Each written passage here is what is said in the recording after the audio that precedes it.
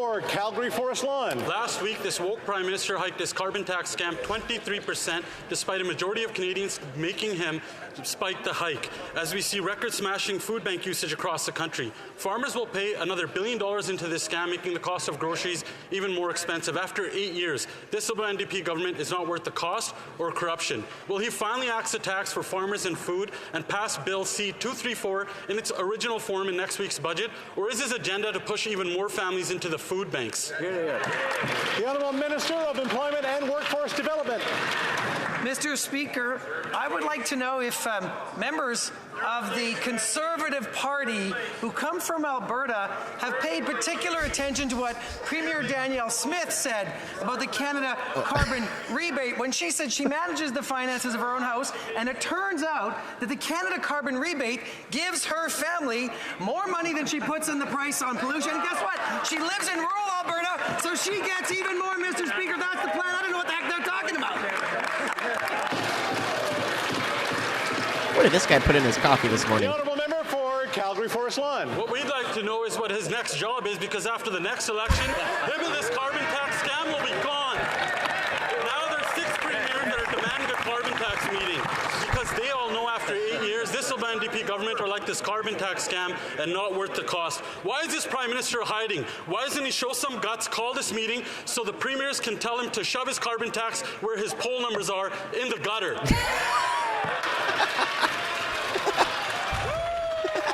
That was beautiful. That was solid. That was very well said. We've been away for a couple weeks, and we're looking forward to seeing each other, but try to keep our comments as reasonable as possible. The Honourable Minister of Employment and Workforce Development. Mr. Speaker, it's nice to see how focused that particular MP is on me and my career. Guess what? My colleagues on this side of the aisle and me, we are focused on the people of Edmonton Centre. We're focused on Albertans.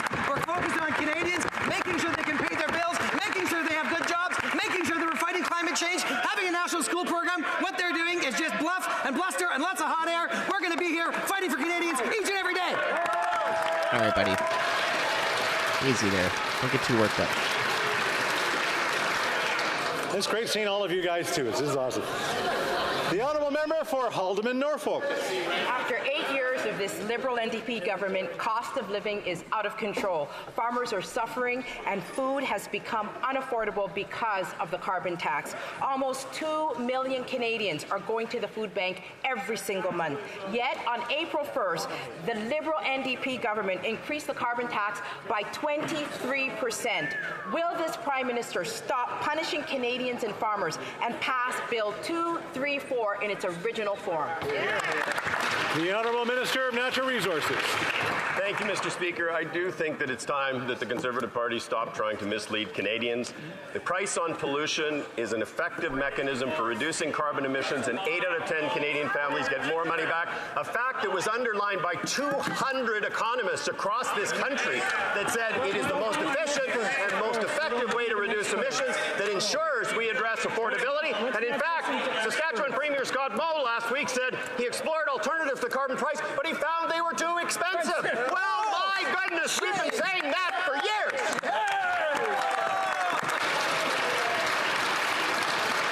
The Honourable Member for Haldimand Norfolk. Canadians can't afford to live because of the carbon tax. Common sense Conservatives will axe the tax, build the homes, fix the budget, and stop the crime. After 8 years of this Liberal NDP government, rent and mortgages have doubled. The Liberal NDP government is just not worth the cost or the corruption. Will this Prime Minister commit to immediately passing Bill 234 in its original form, cancel the carbon tax, and once again make life affordable for Canadians? The Honourable Minister of Natural Resources.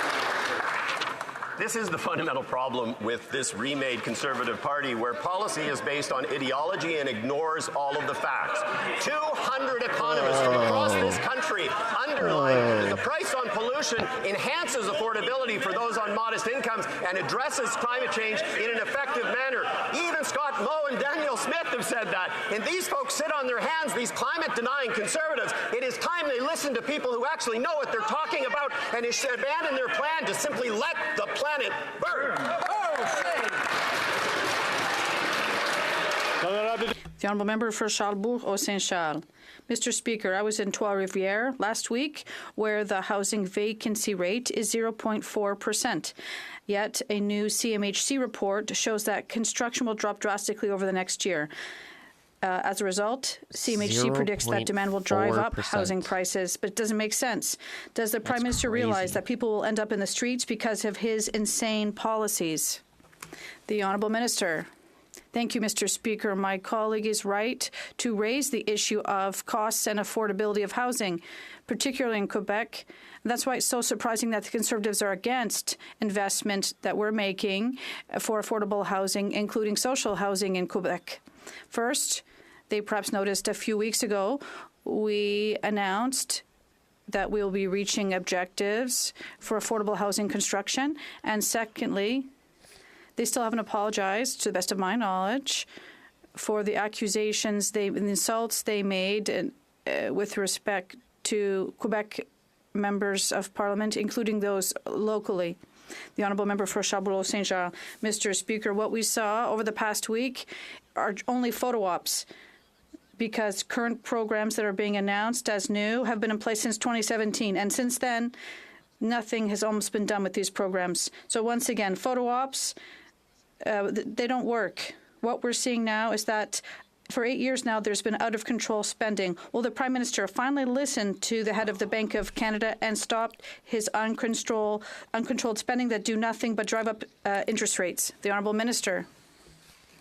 Mr. Speaker, if my colleague is looking for photo ops, I would ask him to come with me to visit a project in his riding, the Monte Rosso. We haven't seen him for the past few weeks since project was announced. Ms. Marchand was there a few weeks ago, and they seem to have forget in his own riding.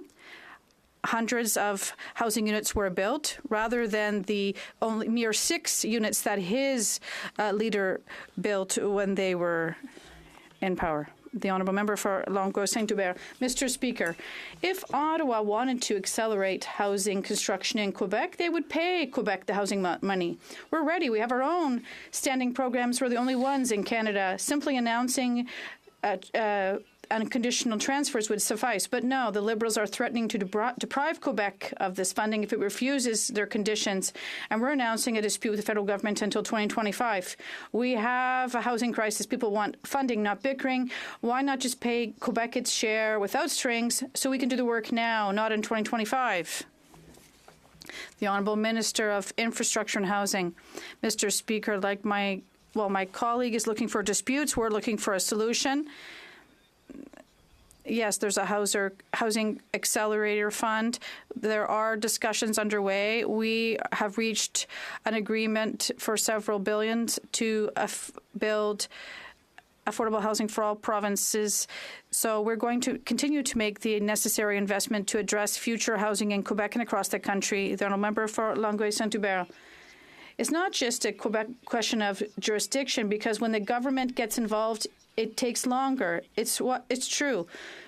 Quebecers want the government to work together, but the federal government is not doing it. The Liberals have said it themselves. They want to squabble until January 2025 to impose their conditions. Who does this help today? Who does it help to know that there'll be no construction starts in 2025 because the federal government is not working as a team? The Honourable Minister of Transportation. Mr. Speaker, my colleague is talking about squabbles, but they are the undisputed champions of these squabbles. They seem to take inspiration from them. That's their whole lives. It's the raison d'etre to bring these to Ottawa. And as I've said, Mr. Speaker, we're investing in housing, unlike the Conservatives, and they are going to vote with the Conservatives, though. We don't want children to go to school hungry, but they're going to vote against that. That's the new Bloc Conservative Alliance. The Honourable Member for Longueuil-Saint-Hubert. Mr. Speaker, we are lacking 5.8 million units by 2030, and the Liberals still find time to squabble instead of taking action. If their priority was to accelerate housing, they would give the money to Quebec. Are they trying to accelerate housing or slow their slide in the polls? The new Liberal housing announcements are taking hostage Quebecers who are struggling to find housing with their own money for electoral purposes. In the midst of a housing crisis, is this putting priorities in the right place? The Honourable Minister of Transportation. Mr. Speaker, once again, we are in discussions with the government of the Quebec, but the Bloc is not speaking on behalf of the Quebec government. Actually, they are campaigning against the current government, against the Parti Québécois. And in the meantime, we are reaching agreements with Quebec on housing, on daycare, on regional internet access, on many measures, Mr. Speaker. Why? Because it's good for all Quebecers. And when it's good for Quebecers, it's bad for the Bloc Québécois. The honourable member for Kelowna Lake Country. Mr. Speaker, it's shocking that the average Canadian family must now spend 63.5% of their total pre-tax household income in order to afford a mortgage for the typical home in Canada. Now, it's even way worse in British Columbia, where that's 106%. 100% is someone's entire income. No wonder families are in a financial crisis where they can barely afford to live or feed themselves. And this is after 8 years of this NDP Liberal government. Will the Prime Minister actually build the homes, not bureaucracy and photo ops, in his budget? The Honourable Minister of Infrastructure and Housing. Mr. Speaker, I take the question with a heavy dose of irony, considering that we've invested $31.5 million through the Housing take some heavy Accelerator doses Fund of something. in I don't know that if it's member's irony. constituency. Moreover, Mr. Speaker, this is a fund that not only she, but every Conservative member of Parliament vows to take apart should they form government. Where they will cut funds for housing, we will make the investment. Where we cut taxes, they will put them back on. We are doing what it takes to make it easier to build homes faster, and we're going to put Canadians to work in the process. Well, member for Kelowna Lake Country. Well, Mr. Speaker, a heavy dose of reality is after 8 years of this Liberal NDP government and all of their spending and photo ops, things are worse. And just today, RBC confirmed that Canada's housing crisis is only going to get worse under Liberal policies. They said only 26% of Canadian households can afford a single detached home today. Now, a couple decades ago, that was 49%. The CMHC forecasts in 2025-26 housing starts will even be lower than in 2020-2021. So this Prime Minister is just not worth the cost and the corruption. Will the Prime Minister actually build the homes, not bureaucracy and photo ops, in his budget? Honourable Minister. Mr. Speaker, we are going to put forward policies that are going to help solve the national housing crisis. We know that higher interest rate environments have made it difficult to build homes. That's why we are cutting taxes on new home construction, which they oppose. It's why we're putting more money on the table to build new apartments, which they oppose. It's why we put money towards incentivizing changes for cities, which they oppose. And just this past week, their deputy leader held a press conference to proudly declare that they were siding with the NIMBYs when it came to municipal zoning reforms. We need to do everything we can to make it easier to build homes more quickly and more cost effectively. It's a shame the Conservatives oppose at every stage. The honourable member for Chicoutimi-Le-Fjord. Mr. Speaker, after 8 years of deficit spending, people are no longer able to find affordable housing. There's still more bureaucracy than common sense solutions. This Prime Minister is not worth the cost. In Saguenay, in just 24 hours, a landlord received over 200 requests for his apartment.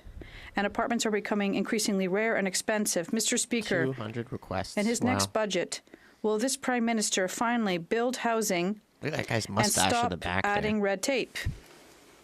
He's looking like The Colonel Honourable Sanders. Minister of Public Services. Thank you, Mr. Speaker. The next budget is coming up, and we already know there'll be other measures for housing. And my colleague also needs to know that only 2 months ago, we signed with the Quebec government an agreement for $1.8 billion. And this will provide the largest number of new housing units in the history of Quebec. This is an exceptional event that stems from extraordinary collaboration.